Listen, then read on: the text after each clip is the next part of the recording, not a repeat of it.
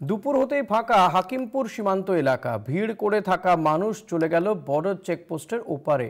বাক্স প্যাট্রা নিয়ে বর্ডার চেকপোস্টের পাশেই ভিড় জমিয়েছেন।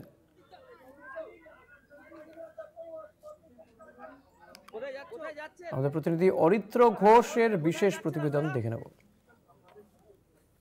হাকিমপুর সীমান্তে প্রচুর মানুষ ভিড় জমিয়েছিলেন সকাল থেকে, কিন্তু ঘড়ির কাঁটায় প্রায় আড়াইটার কিছু সময় পরেই ফাঁকা হয়ে গেল সেই হাকিমপুরের সীমান্তবর্তী এলাকায়, যেখানে বসেছিলেন সাধারণ মানুষজন, অর্থাৎ যারা ভিড় জমিয়েছিলেন। সেই এলাকা ফাঁকা হয়ে গেছে। সেখান থেকে যারা ছিলেন তারা তাদের বাক্স পাচরা যা যা সামগ্রী রয়েছে সেই সমস্ত সামগ্রী নিয়ে তারা বর্ডার যে চেকপোস্ট রয়েছে সেই চেকপোস্টের ওপারেও তারা পৌঁছে গিয়েছেন।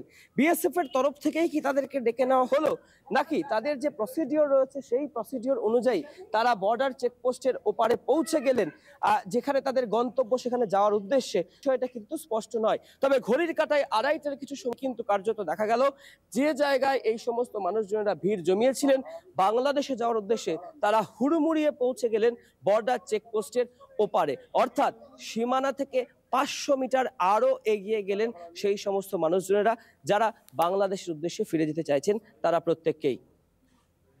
কলকাতা টিভির জন্য অরিত্র ঘোষের রিপোর্ট, স্বরূপনগর।